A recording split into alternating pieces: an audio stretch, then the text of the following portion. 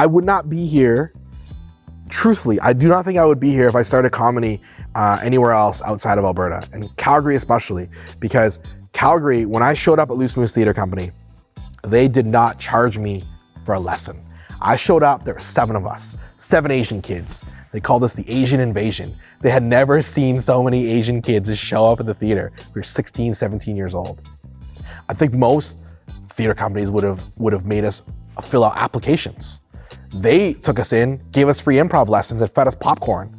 And that inclusivity, the reduction of barriers is the reason why I am here. Well, I think the two biggest things of adversity I face, the first one is trying to do comedy in a small market. So if you're not in Toronto or Vancouver or a big city, it's tough. So you're there's not as many open mics, there's not as many spaces.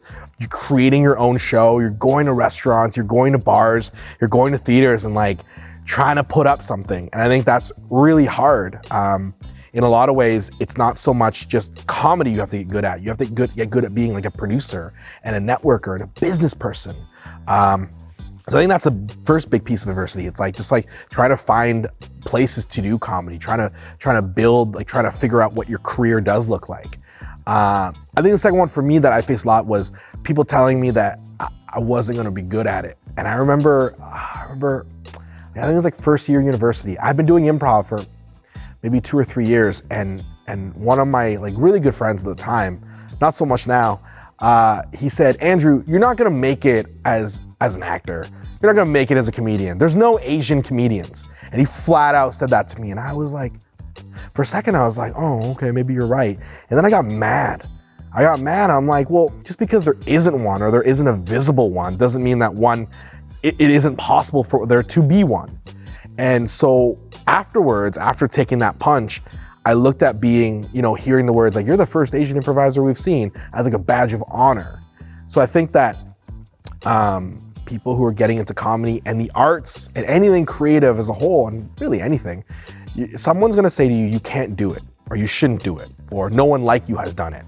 And you can listen and you could fall away and you stop doing it, which I think is the sad thing. I think a lot of people do listen, they stop doing it, which makes me sad that someone's joy and happiness was taken away from them. But I encourage all people who, if you're passionate about something, do it. And if no one else is doing it, it's even more reason for you to do it. Tell those haters to screw off. Do what makes you happy. As soon as I graduated university, I started applying at oil and gas companies, because when you're out in Calgary and Alberta, that's the thing to do. And I remember going to these interviews and I had a suit and tie on, and I was so uncomfortable. And I was applying for a bunch of analyst positions and a bunch of entry-level positions. And I walked into those buildings and just thought this isn't for me. I don't want to talk smack about those jobs, because there are people crushing it in those worlds. There's people who are economists and they love it. They love macroeconomics and breaking down all those charts, and it's props. When you find that thing that brings you joy, I'm so happy for you. It was not gonna make me happy. I was gonna hate myself. And so then I got a job and I ran the Calgary Sport and Social Club, and it was 1,000 sports teams, adult rec league teams. And I remember it was really fun, because I thought, oh, this job, I'm gonna play dodgeball all day long. And that'll be sweet. It is not.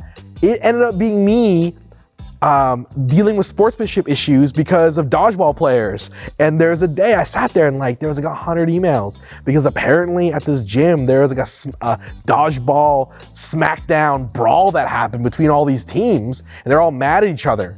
And I'm yo, I'm not doing this. This is not what I'm doing. This is not what I'm on this earth for. And at the time, I was hustling at night, doing improv, trying to get up on stages. And I was no, this isn't it. So then I got a job in the nonprofit sector.